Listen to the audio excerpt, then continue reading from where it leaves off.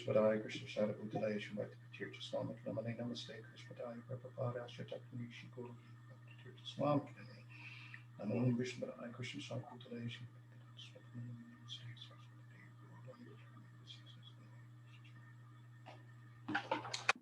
Jaya Radha Madhava Kunja Bihari Jaya Radha Madhava Kunja Bihari Gopi Janavallabha Girivaradhare Gopi Janavallabha Girivaradhare Yasodananda Jajanaranjana Yasodananda Ranjana Yasuranandana Braja Janaranjana Yasuranandana Braja Janaranjana Yamunadira Vanachari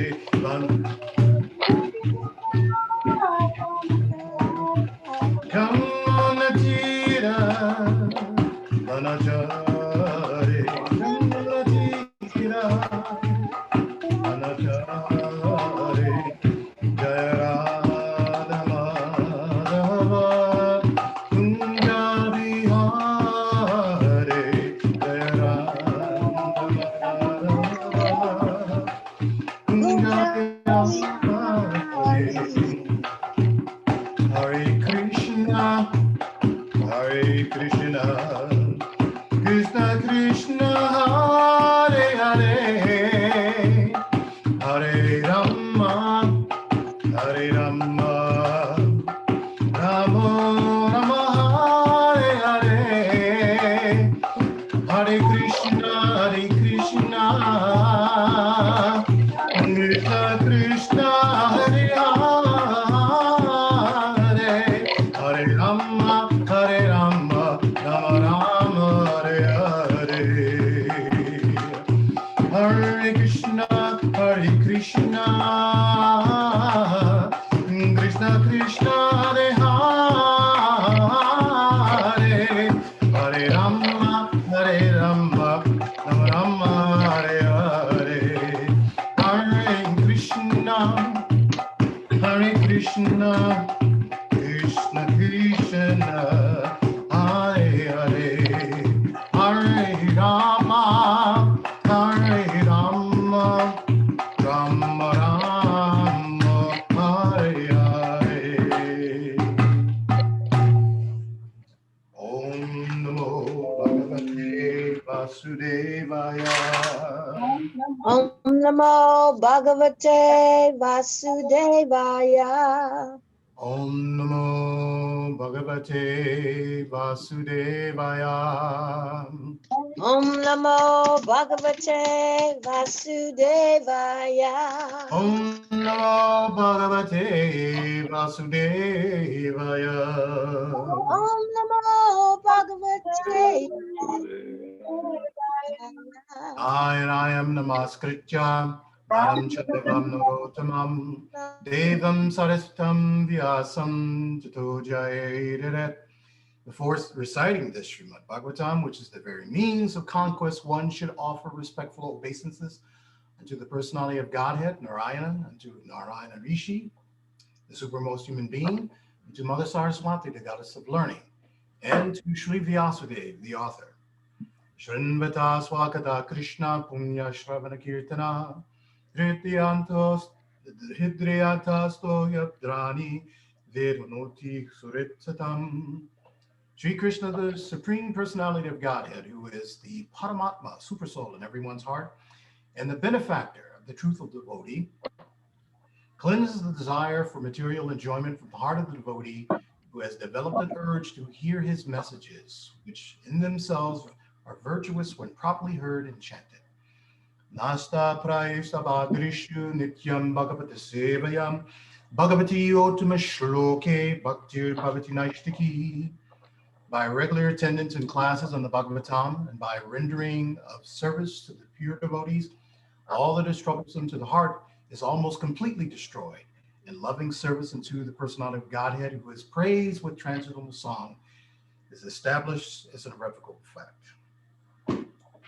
Jeto darpanam marjanam bhavavahag devakni nirpapanam Shreya Kariva Chandrika Vittaravan Vittravadam Jivanam Ananda Bhakti Vartanam Partipradam Purnam Mirta Swadanam Sarvatma Snapanam Paravijayate Shri Krishna Sankirtanam Nanamakari Bahujan Krisarvisaktis Tatra Pita Yamalatas Mananena Kala Gita Prachita Bhagavan Bhagamama Piturtai Pamitur Samahajina Duraga Ranada piso hichena toroda piso hishnuna amanina manadena kirtaniya satari najanam nasundarim kavitam bajagat ishakamye mama janmani shwari bhavitad bhakti ahoiti gitvi Ehi nandantu nujikinkaram patitam ma vishneva bambuda kripaya tabapata panchakastaturi shatrisham vatindyam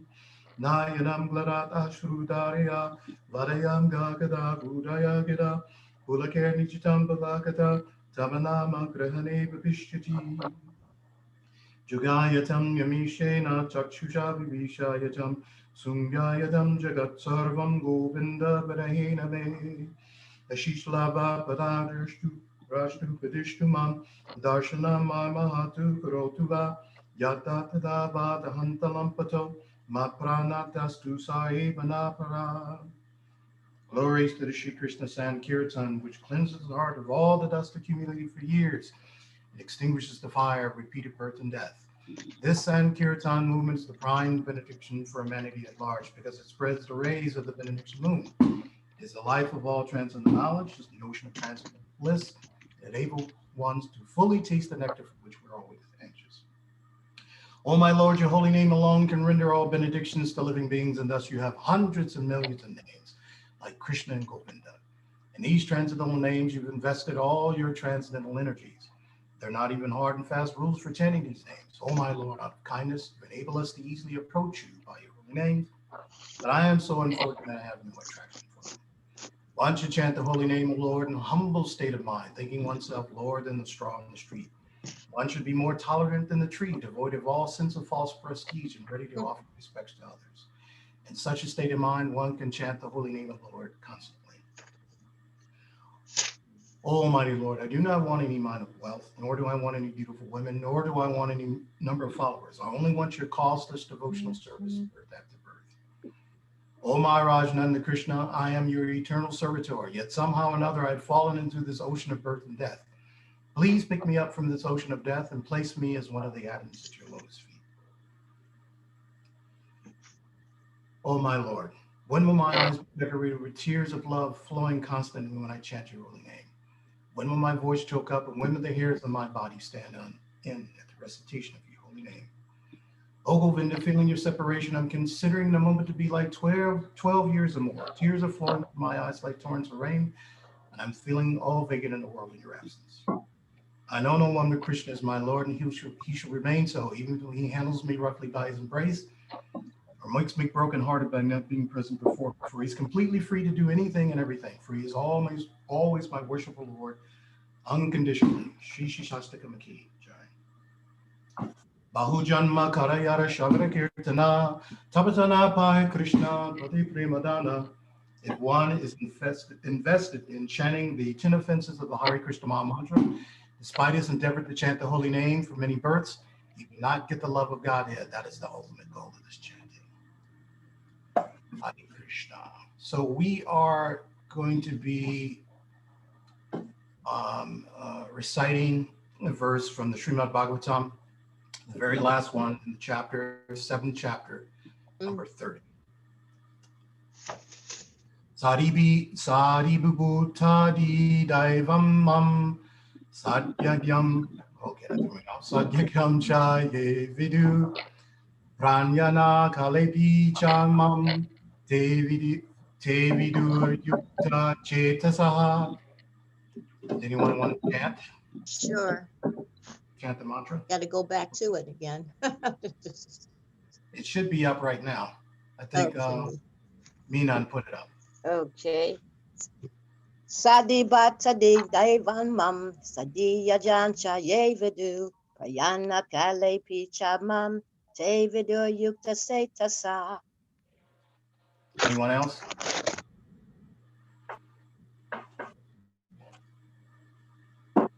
Okay, so we'll read the synonyms. Sa adibhuta, Adibhuta. sa adibhuta, Sadi. and the governing principles of the material manifestation. Governing principles of the material manifestation. Adidaivam, Adi Daivam. governing all the demigods. Governing all the demigods. Mam. Me. Me. Sad adiyagnam, Sad Adi Yagnam. and governing all sacrifices. And governing all sacrifices. Cha, Cha. also. Also. Yea, Yea. those who. Those who. Vidu, Vidu. no. Prayana, Prayana. of death. Of death.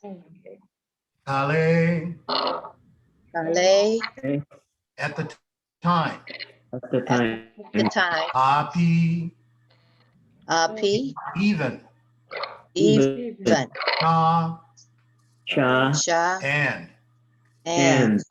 Mom. Me. Me. They, Te. they. They. They. Vidu, Vidu. no. No. No. Yuktasaha, Yukta Chaita Saha. their minds engaged in me. Their minds engaged in me. Translation and purport by His Divine Grace A.C. Bhaktivedanta Srila Prabhupada.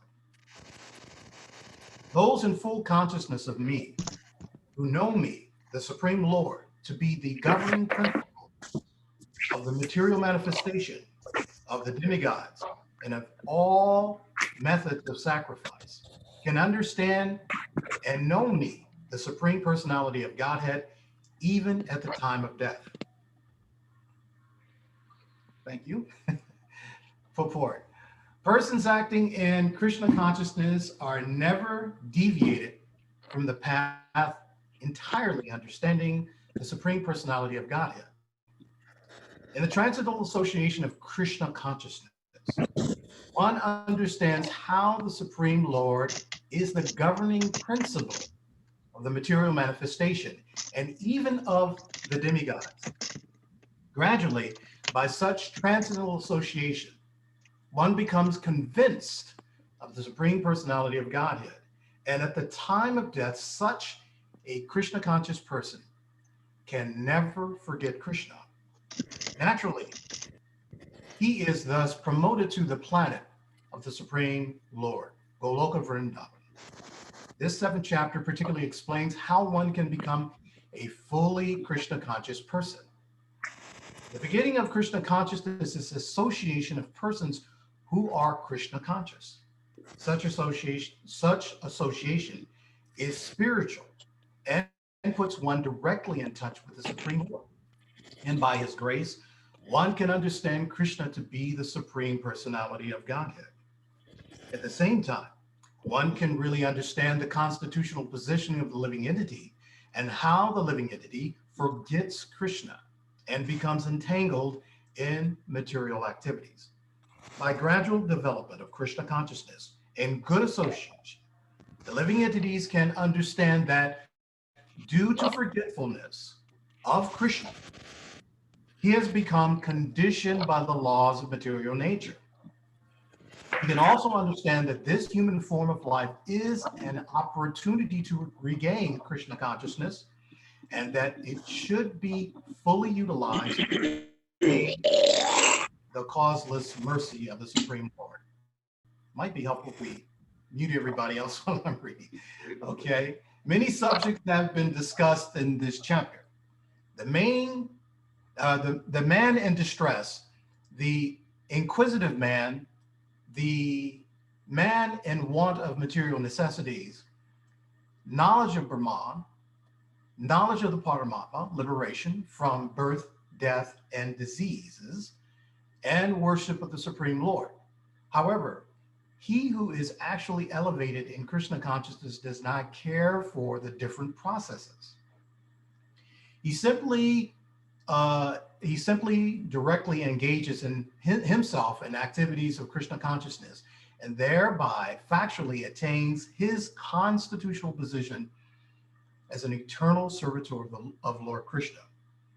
In such a situation, he takes pleasure in hearing the glories or glorifying the Supreme Lord in pure devotional service. He is convinced that by his doing so, all his objectives will be fully or should be fully fulfilled. This determined faith is called Dridha Vrata, and it is the beginning of Bhakti Yoga, or transcendental loving service. That is the verdict of all scriptures. This 7th chapter, the Bhagavad Gita, is the substance of that conviction. Thus ends the Bhagavavedanta purport up to the 7th chapter of the Srimad Bhagavad Gita in the matter of knowledge of the Absolute. Thank you. Okay, I need to get back to my notes. Minan, if I can get back in. There we go. All right. Om Gyan Dharmanhasya Gyananjana Shirakyala Chakshuru Minitam Nena Tasmai Shri Gurve Namaha Shri Chaitanya Manopishtam Stapitam Yena Bhutale Swayam Rupa Kadamayam Tadati Swapatatikam Jai Shri Krishna Chaitanya Prabhu Nityananda Shri Advaita Gadadhar Shri Vasudeva Gaura Bhakta Hare Krishna, Krishna Krishna, Hare Hare, Hare Rama, Rama Rama, Hare Hare. So, one of the features of reading Srimad Bhagavatam or Srimad Bhagavad Gita or any of the literature is to, number one, ascertain how well we are absorbing what we're hearing, because we know hearing is very important. So for those out there, one thing to understand is we're discussing this particular shloka is understanding who is the Sad Adibhuta, right? So the Sa-adibhuta is referring directly to Krishna. And who is that Sadibhuta? That Sadibhuta is the governing principle of the material manifestation, none other than Krishna himself. And then we add the other piece, Adidevyam. So this Devyam or Daivyam is the supreme of all of demigods. So he's governing all the demigods. So we understanding, as we look over the translation again, those who are in full consciousness of me, as Krishna says. When he says of me, he means mom, me, my. Those who are in full consciousness of me, the supreme person, the Saribhuta, who governs all of the demigods, Adidevya. Understanding that the idea of sacrifice is most necessary in order to understand Lord Krishna. So what type of sacrifices are we doing? So we're doing the Harinam Sankirtan. We're doing that sacrifice. The yajna of chanting the holy name, that which is recommended in this age. So unless one is chanting the Hare Krishna Maha Mantra, we won't actually approach the Supreme Lord. And so the way we get a better idea of understanding that is if we refer to Karma Yoga. This is chapter 3 of the Bhagavad Gita. And in chapter 3, there's some very, very important things for us to remember. So for devotees, we understand one of the things that we have to do, we have to maintain the body. So Krishna is saying that if you're going to maintain the body, then you have to engage in activities. Eating is one of the primary ones. So Krishna is saying, Yajna Shishtashyana Shanto Muchante Sarva Kirupisaha Bunchate Te Tu Agam Papa Ye Pancha Atma Karanat. So the translation is the devotees of the Lord are released from all kinds of sins, papam, because they eat foods which are offered first for sacrifice. Others who will prepare food for personal sense gratification or enjoyment verily eat only sin. So it's very important that we are offering what we take in. So the Maha Mantra is non-different. Some people say that the Maha Mantra is we get it or receive it or we first heard it from devotees. It's actually prasadam. Because simultaneously as we speak it, it's also being offered to us. Likewise, as devotees, as we are chanting that Maha Mantra, we're offering and also receiving. So as we're attentive to how we're chanting that Maha Mantra as the sacrifice, and that sacrifice is simply, I wake up early in the morning, or I take 2 hours out of my day, and I'm sacrificing to chant 16 rounds. Whereas I could be watching the news or on the phone, getting into all types of conversations that really don't pertain to Krishna. So we're in the universe and the universe is being maintained. But at the same time, it's like driving in a car and you're going 80 miles an hour and then you try to jump out. So Krishna is maintaining the speed of the vehicle that we're in because we're engaged in these sacrifices, but we usually rebel against that. And then we want to jump out of the car while it's moving. And we consider that entertainment.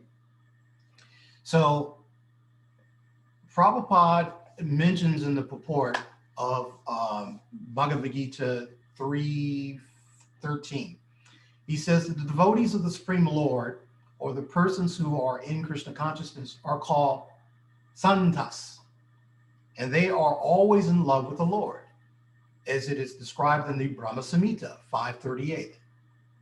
So the santas being always in a compact of love with the Supreme Lord, or Mukunda, or the giver of liberation, or Krishna, the all-attractive person, can't accept anything else without first offering it to the Supreme Lord. So this is our primary function. This is how we make a sacrifice. Rather than putting something in our mouth, in our ear, in our eye, we always offer this sacrifice, Shravanam, Kirtanam, Smaranam, Archanam, etc. So it's a sacrifice. And this is how we stay in a specific type of harmony with the Supreme Lord. So, getting back to this shloka, understanding how to be in full consciousness. And part of that is acknowledging, well, this doesn't belong to me. And if I want to have this item sanctified, I must engage in sacrifice. So if we look at it from this landscape, we've been in the material universe for countless number of kalpas. And we've been doing every machination of some type of enjoyment in various different species of life. And now we're simply being asked if we want to be real enjoyers, then we have to take the position of being enjoyed. That's the only way there's enjoyment. And I use an example. I was actually having this conversation with my sister last night, that when we're trying to experience enjoyment, it's almost like a mother. She does all this sacrifice to make sure that their child gets a good education, is well dressed, so forth and so on. So mother may work hard, or father may work hard to provide everything. So when their kids graduate from high school, college, grad school, PhD program, they're feeling so much joy. And although they didn't accomplish it, they're included in the enjoyment because they made a sacrifice. So Krishna is that parent, and he wants to see us graduate past this material universe. And the way he does that, he gives us some prescribed things that we can do, like chanting his name, whether it's Christos, Christos, Christos, chanting Krishna or Christos, as Mother Isha was explaining about Prabhupada, talking about Christ and Krishna. The name is the same, whether you chant Christ or Krishna. So, but the same thing is required.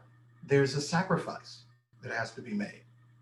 And that means is that if you want to purchase an eternal existence that's steady and grows, then we have to negate our nefarious activities and matter that are not connected to Krishna. See, because he has to enjoy it. And then when he enjoys, we enjoy, or we're the enjoyed. But if we try to enjoy separate from Krishna, then it's just simply a wreck. We were having a little bit of that conversation, I believe, yesterday in a class that Ekavera was doing for Srimad Bhagavatam. And I think Mother Kuti was asking a question about, I'm trying to remember if it was anarthas, or kind of get it all mixed up, but I'll let her chime in later. She can kind of correct me. So as we start to investigate chapter 3 a little more, as we understand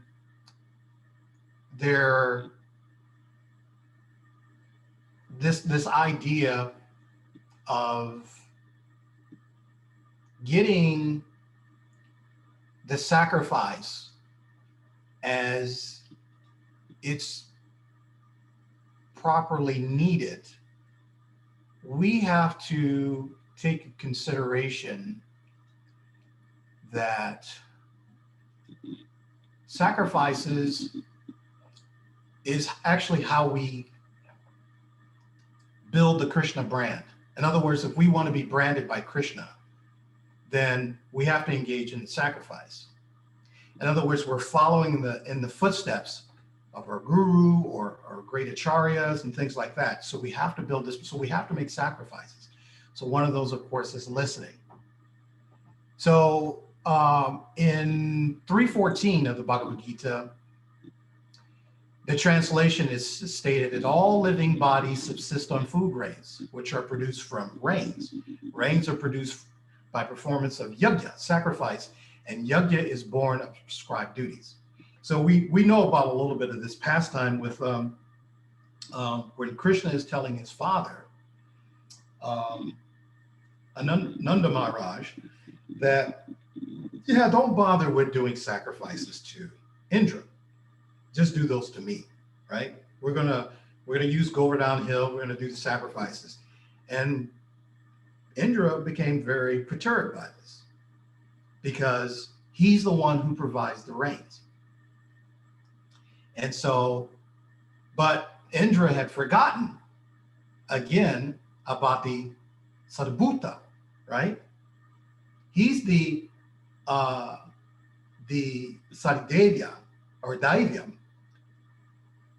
So Krishna's in control of that. But once we start recognizing, then we start to, again, the car is driving 80 miles an hour, and then we just jump out of the car. This is the case of Indra jumping out of the car, forgetting what his constitutional position should be. So we see that in that particular shloka. Also in the following one, I'll just do well, actually, I'll do some of the Sanskrit, but in text 15, karma brahmodbhavam vidi brahmaskara samudbhavam tasmat sarvagatam brahma nitya yagye pratishthitam. So regulated activities are prescribed in the Vedas, and the Vedas are directly manifested from the Supreme Personality of Godhead. Consequently, the all-pervading transcendence is eternally situated in acts of sacrifice. So here's a key word, and it didn't come up, but I was thinking about it and I was looking it up. Yagnartha karma, right? So in the purport, Prabhupada says, Yagnartha karma, or the necessity of work for the satisfaction of Krishna only, is more expressly stated in this verse. If we have work, or we have to work for the satisfaction of the Yagna Purusa, right? The Lord of Sacrifice, Vishnu, then we must find out the direction of work in Brahman, or the Transcendental Vedas. So we can see the Vedas as an example of that yajna, right? So Lord Vishnu is speaking the Vedic hymn through the Gayatri, and Lord Brahma is actually hearing that. And then he speaks it to the sun god, Vivaswan. And then Vivaswan speaks it to his son, Manu. And then Manu speaks it to his son, Isvaku. So you see this succession that takes place and how knowledge is deliberated. But even in the process, it's a yajna, it's a sacrifice, right? And when we understand from the English etymology of the word sacrifice, it means to give up something. But if we understand the word yajna or sacrifice in the Vedic tradition, it means to gain something. So the only giving up that we're doing is the material attachment or assumptions about I, me, and mine. But if we're actually taking it from the position of the Vedas, we're actually adding something. And what is that we're adding? We're adding actually what's missing. So in other words, if we're baking things, or we're preparing a feast like Mother Kunti's doing, she's cutting potatoes and doing things, we're actually adding things. So now I have the potatoes, now I have the water, now I have a pot, now I have the heat, now I have the spices. So you see, when the prep is completely completed, that's the offering. So, but if we were just to do that preparation and take it on our own, then it's incomplete. So we get back to virtually devotees avoid eating things which are not offered to the Supreme Lord, because we are virtually only eating sin.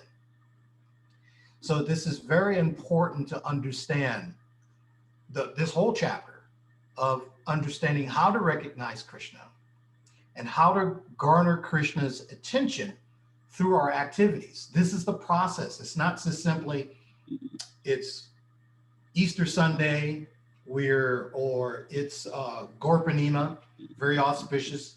You know, we ended the month with Gorpanima. Now we begin the month with Easter. But it's about our daily activities. It's about the Dridha Vrataha, right? With full faith, we have this vow that we're going to engage ourselves in this particular process of Krishna consciousness, which entails giving up the matter, which doesn't include Krishna. And we shouldn't want that anyway. I guess that's the best way to explain it. You can do all your activities, but it's not complete unless Krishna's in the center, unless Krishna is the hub of all the sacrifices. So those are kind of the things that we should be attentive to in our daily activities. So Prabhupada ended this chapter very nicely, again, by stating, you know, what the purpose of the 7th chapter. You can think about the 7 principles, you know, Ishkan, but this is one of these purposes. And the one major purpose is how to actually engage in real pleasure for the most pleasurable one by making the sacrifices. And the sacrifice is negating yourself as the center of the equation and adding Krishna to the element. And then you actually just get more. So I will stop here and leave it open to some questions, comments, corrections, some realizations, something that you may have heard that that you might want to add that could possibly enlighten others.